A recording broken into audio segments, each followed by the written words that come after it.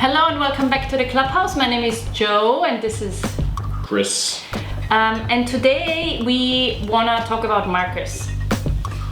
So, shall I talk about markers? yes, you are the specialist. I'm the marker specialist. Yes, we went shopping the other day and Chris got a lot of markers and already used some of them up, I think, no? Yeah. I did. I've almost completely finished some of the paint markers.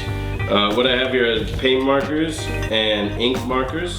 The paint are these Posca pens or whatever from Uni Ball or whatever, Uni. And the ink markers are from Copic or Copic, I don't know how you want to pronounce that joint. They're the Copic 2. They've got a fine point and a wide point. Is that what you call that? Wide point? Wide point. You heard it here. Yeah. So, yeah, that's what we got. So, some of them are ink pens and some of them are paint pens, you said?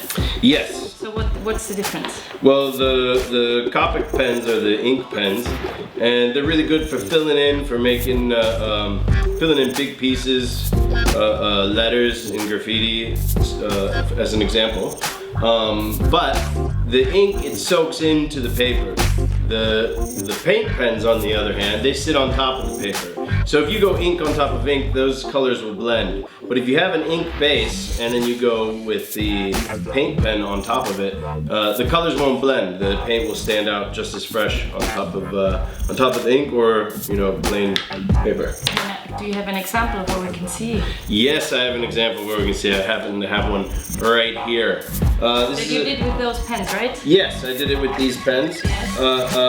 Not entirely. Not entirely though, there's a couple extra little bits and bobs here, but essentially this is the ink part, this pink, fuchsia, whatever this color is, and the yellow and black there, that's paint, yeah?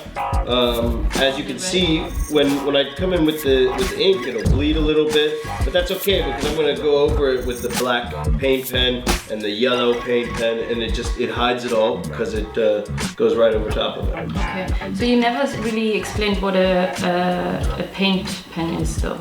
You only said that it sits on top of it. Is that the only thing?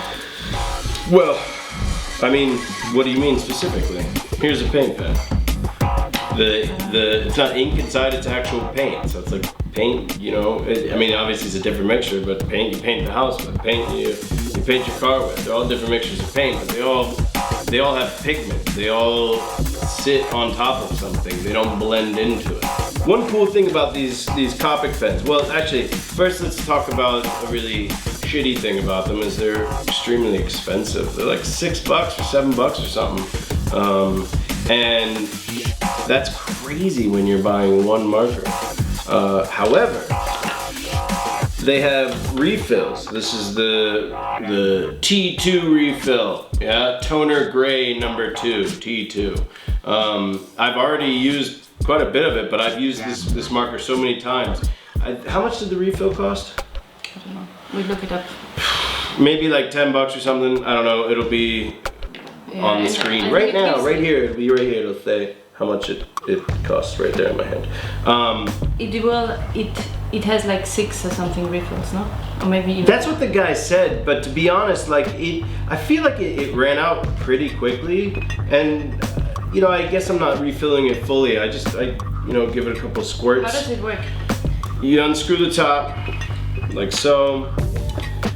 I take the blunt end here, and with a pair of tweezers, I'm gonna do it with my hands right now, my fingers. I'm probably not supposed to touch the thing, but whatever. You pull it out, you fill it up, you stick the thing inside and fill it up. It can be a little messy, do it over the sink. That's what I do, because I'm super messy, right? Yes. There we go.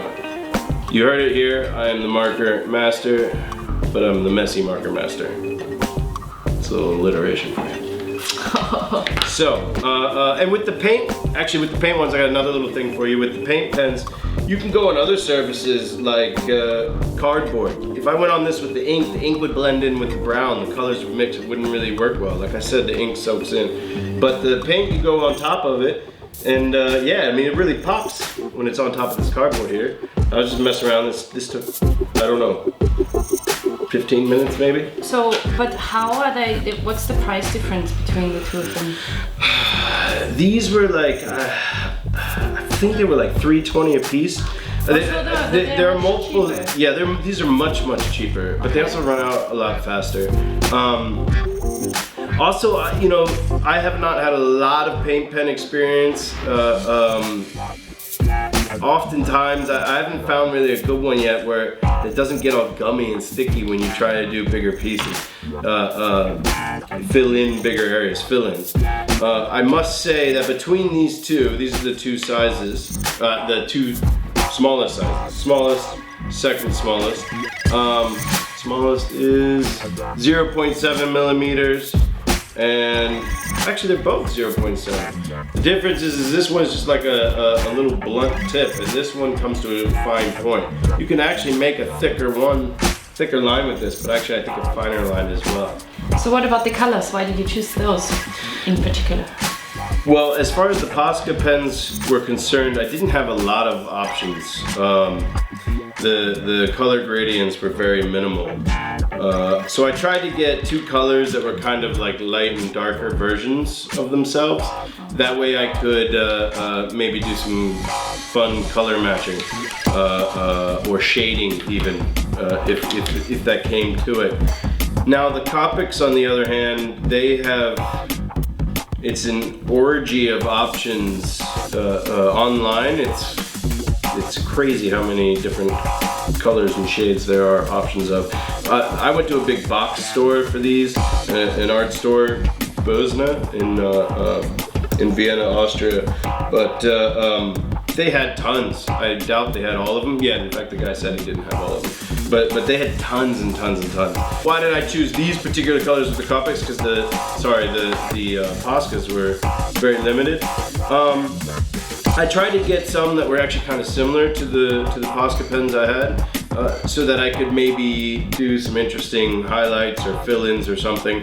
So that's kind of why I went with basic colors with the Copics, as opposed to branching out to different colors that I didn't have in the Posca paint pens. Okay. What did you use for highlights? What do you mean? Which paint? Which color? Which pen? Well, you can... You had not mentioned the highlights so far, that's where I'm asking. Okay, well, if you see here, I just used a white Posca pen to give these... these little highlight lines, this little... Because it doesn't really matter if the yellow part there, it doesn't really matter if that's done in paint or ink, right? No, not necessarily. The bubbles are paint too, no? No, the bubbles are not paint. The bubbles are marker. But that only works because that's kind of like... It was a slightly darker color than the other one, so it pops in that way. Okay. Yeah. Okay. And you can only do it from lighter to darker when you're using the ink pens, because it won't work going the other way. However, with paint pens, obviously you can go over top. They won't blend together. Yeah. Cool. Coolio. Do you have anything else to add about the pens and markers? No, and it's stuff? your pens. They are my pens, because I'm the marker master. Yes, exactly. The messy marker master. You are. Cool. Yeah, so if that's it, then I'm done here. Okay. So, see you again soon. Hopefully. Peace.